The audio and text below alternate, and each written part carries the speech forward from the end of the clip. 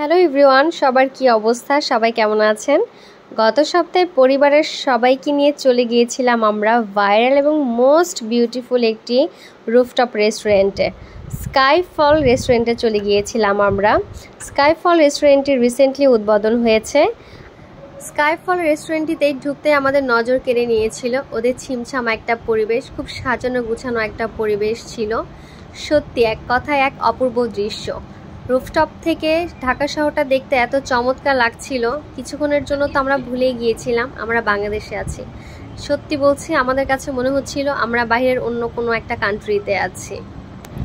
বিশেষ করে তাদের ল্যান্ডস্কেপিং ছিল একদম দেখার মতো, ঠিকঠাক দেখার মতো ছিল তাদের টোটাল ইন্টেরিয়ার ডিজাইন। অবশ্য ইদানিংকালের নতুন নতুন যেসব রেস্টুরেন্ট হচ্ছে তাদের সবগুলোই ইউনিক ইন্টেরিয়ার ডিজাইন হচ্ছে।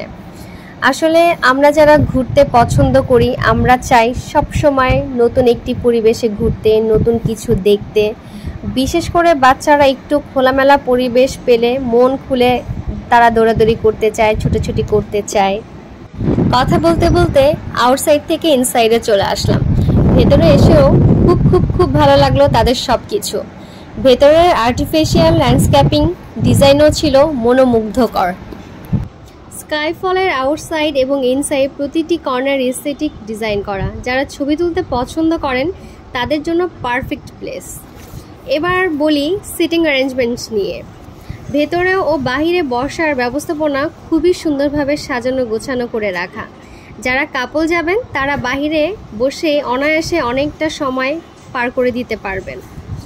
আর ইনসাইডে তো পরিবার পরিজন নিয়ে অনেকেই একসাথে খাওয়ার মতন ব্যবস্থা আছে কয়েকটা কর্নারে। প্রতিটি কর্নারই খুবই পরিপাটি করে সাজানো গোছানো।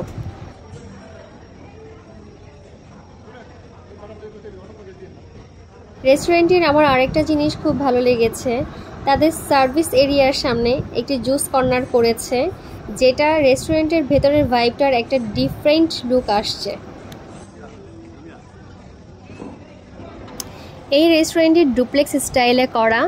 আমিও সিঁড়ি বেয়ে উপরে উঠে যাচ্ছি। উপরে উঠে দেখি তাদের উপরে কি ধরনের ব্যবস্থা রেখেছে। রেস্টুরেন্টটি এত সুন্দর যে সিঁড়ির এইখানেও আপনারা অনেকেই ছবি তুলতে পারবেন। আমি তো অনেক ছবি তুলেছি, অনেক ভিডিওস করেছি। আপুরাও এসে অনেক ভিডিও করতে পারবেন, অনেক ছবি তুলতে পারবেন। তো তাদের ডুপ্লেক্স এরিয়াতেও বসার জন্য বেশ কয়েকটি অ্যারেঞ্জমেন্ট করা আছে।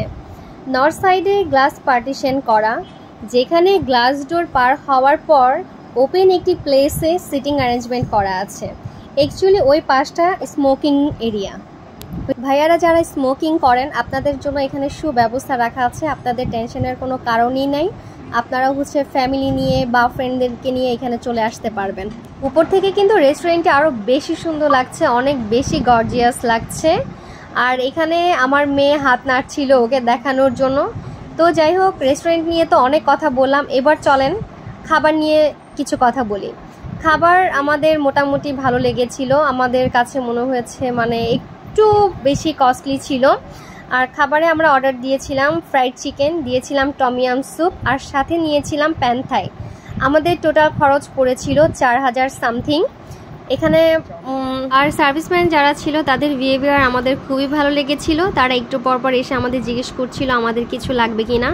তো ওভারঅল আমাদের খুবই ভালো লেগেছিল। রেস্টুরেন্ট এবং খাওয়া দাওয়া সব কিছু মিলায় আমাদের খুব ভালো লেগেছে। আমি বলবো একবার হলেও ভিজিট করে আসবেন, আপনাদের পরিবেশ খাবার দাবার সব কিছু মিলায় অনেক ভালো লাগবে।